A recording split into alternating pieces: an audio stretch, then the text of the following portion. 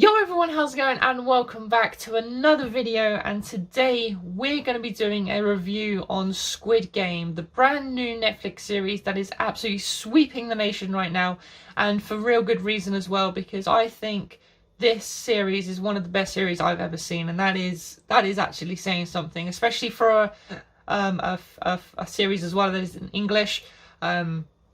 Just a phenomenal series, and I really wanted to make a review of it and break it all down for you guys. Things that you missed, my opinions, let me know what you guys thought as well.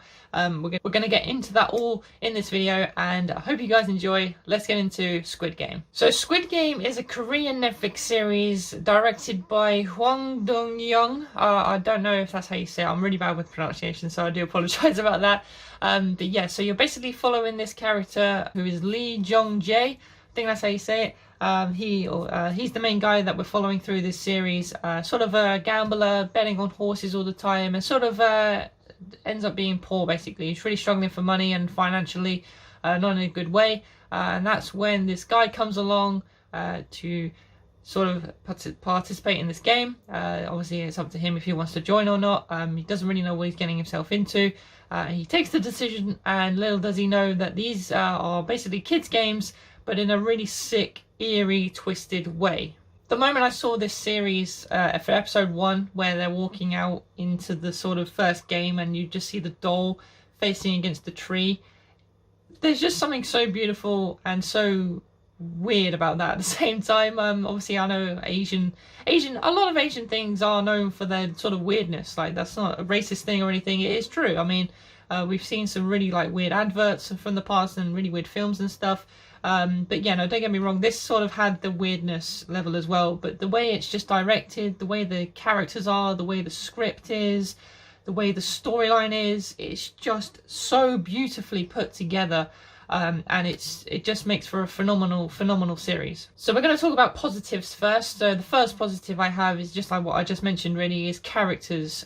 This series really does sort of allow you to understand people's sort of characters. You get their sort of backstory, and then sort of as you develop through the series, you understand each character going through these different things. And then obviously that's that massive twist at the end with the old guy. Just so many things going on with that, and yeah, just a massive just sympathy for a lot of these characters as well, and especially how they get treated as throughout the series as well, like some of the games that they play and how they die and stuff. It's just insane. And even like the bad guy that we see throughout the series, I don't know what his name is, but yeah, he is a character you sort of love to hate. He sort of grew on me as we got through the series, but yeah, just not only the characters themselves, but like I said, the acting as well is incredible for an Asian film, for an Asian series, sorry, to have all these interesting characters, and you really feel like the emotions and the anger and the sort of intensity that they're going through. It's just incredible. It's really, like I said, really well directed, and such an incredible series character wise. Another positive for this series is the scenery. I think some of the games that these people play, some of the shots, some of the lighting, everything like that is just really well organized, really well illustrated. Like I said, the first game when they're sort of all walking out, there was actually 456 players in the game, and that's how many actors were actually participating in that game, which I thought was really good. No CGI or anything. So yeah, that was really cool to see. But yeah, like I said, some of these games, like the marble game as well, the way that's all shot with the sort of like lighting of the sun and stuff, and you've got these sort of like alleyways and all these doors and stuff that remind people of their like childhood home and stuff. It's just absolutely incredible. Even the Stepping Stones game as well, with the glass in episode 7, I think it is, with the VIPs. Again, that's just really beautifully shot, all the lights bouncing off the glass, the sort of really unknown of what glass to pick. It's just, oh, it puts you on the edge of your seat the whole way through. Honestly, I think it was episode 4 in the tug of war episode. It ends on a cliffhanger, and I was literally in bed. I kid you not, my palms were sweating, my legs were like cold. Honestly, the amount of intensity that these characters go through, and the way the director sort of shows it and makes you feel the same way that they would. It's just really, really well shot and really, really well directed. It's honestly, it's so good. I want to talk about some of the negatives, and that the first one mainly is sort of the ending. Yes, we sort of got the twist with the old man, which I'll get into in a second. I kind of want to explain a few of the things that you missed and a few of the sort of twists at the end. But the main thing I didn't really understand, and the main thing that I don't think personally I understood, unless they mentioned it in the series, was the front man. We never really understood sort of why he was there. Obviously, he was the brother to the guy who snuck in and was trying to find out what was going on. But apart from that, there wasn't really much in terms of his sort of backstory or what sort of happened to him at the end. He just sort of left with the main character, and that was pretty much it, really. We didn't really understand, well, I personally didn't understand why he was there, what his backstory was, what happened to him after the series and after all the games ended.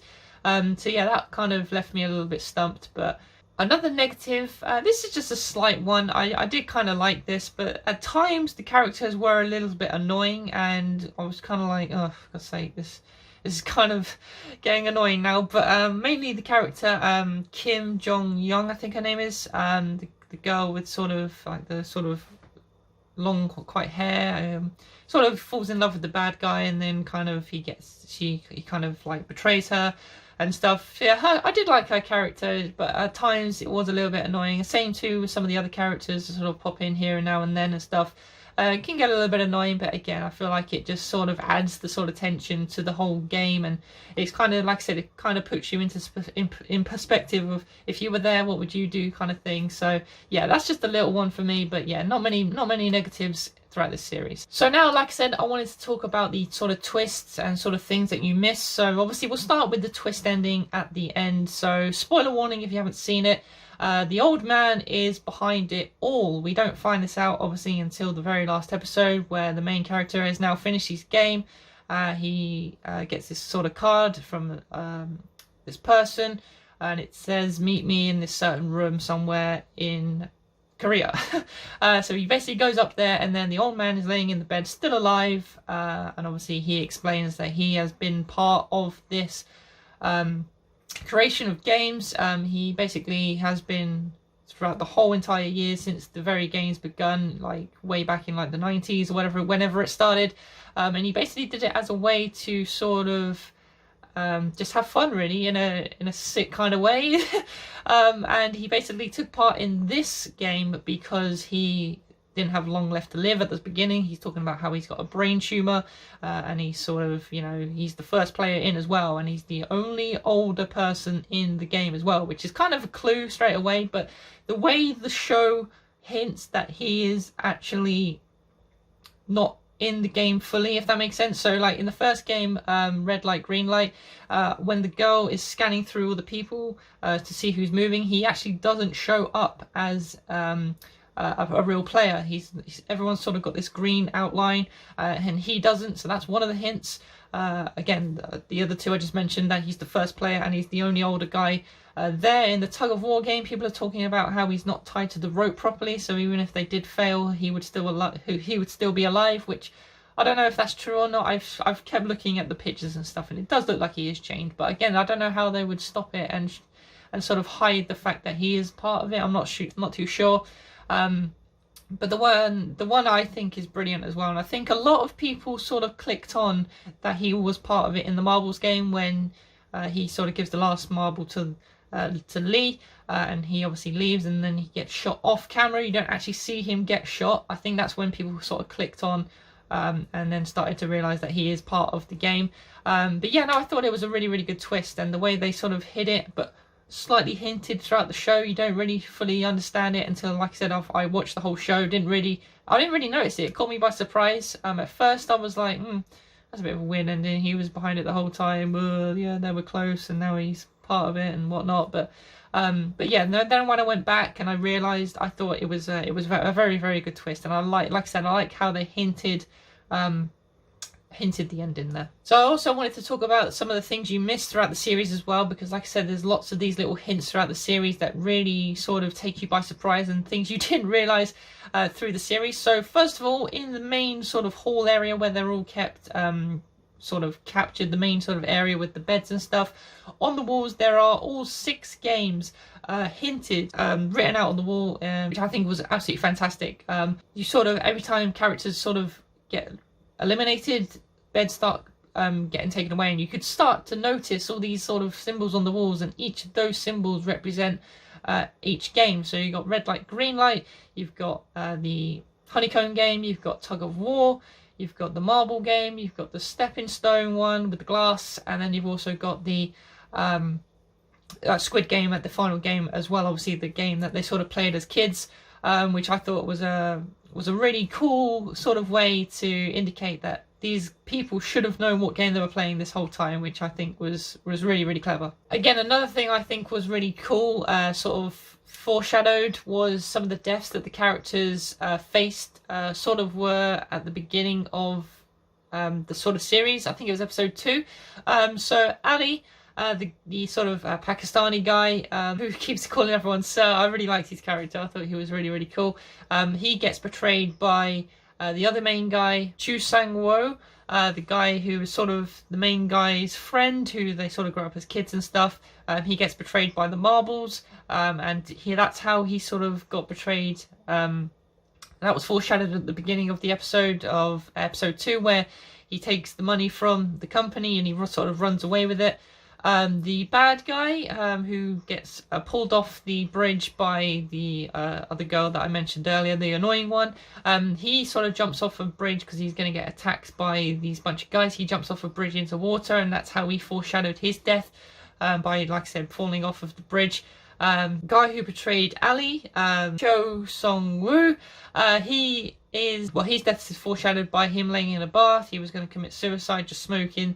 And then he obviously died in a pool of blood and rain in Squid Game when the main character defeats him. And then the last one is the main girl, player 67. I think it's Sia, I think her name is.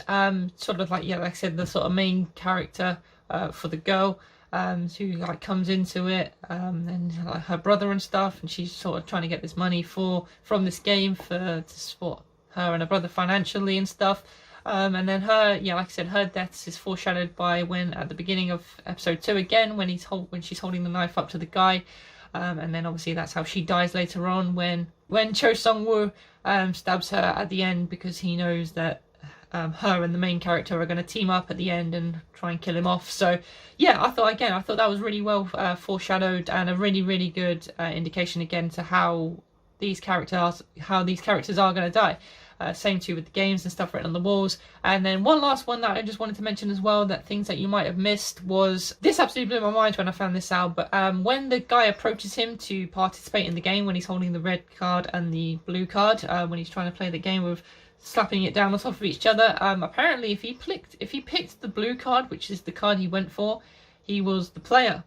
Apparently, if he had picked the red card, he would have become one of the guys with the symbols on the face, you know, the sort of workers, helpers, and sort of leaders. So I think the leaders are the square ones, the workers are the triangle ones, and then the helpers or whatever are the circle ones. But yeah, I thought that was a really, really, really cool, interesting twist as well.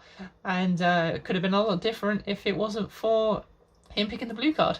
So there we go, guys. That is pretty much my review of Squid Game. A phenomenal series. Like I said, it's absolutely sweeping the nation. Every single person I know has already watched it or is watching it at the moment. Everyone's talking about it. It's all over social media. It's got 91% on Rotten Tomatoes, which I think it should be a lot higher than that. I don't know really what the main negatives are. Like I said, I mentioned mine in this video, but they weren't anything sort of major. But I am also really excited for a season 2 as well. But let me know your thoughts in the comment section. Did you like it? Did you hate it? What could they do better? Are you excited for a season 2? And if you have enjoyed this video as well, please do give it a thumbs up. Subscribe to the channel if you are new. And do let me know as well if you want to see more reviews on series and films. Obviously, like I said, I've already done a review on the Suicide Squad a few months ago. But yeah, if you want to see more reviews, just let me know in this comment section of this video as well. But like I said, guys, that is it for today's video. I will see you in the next one. Take care.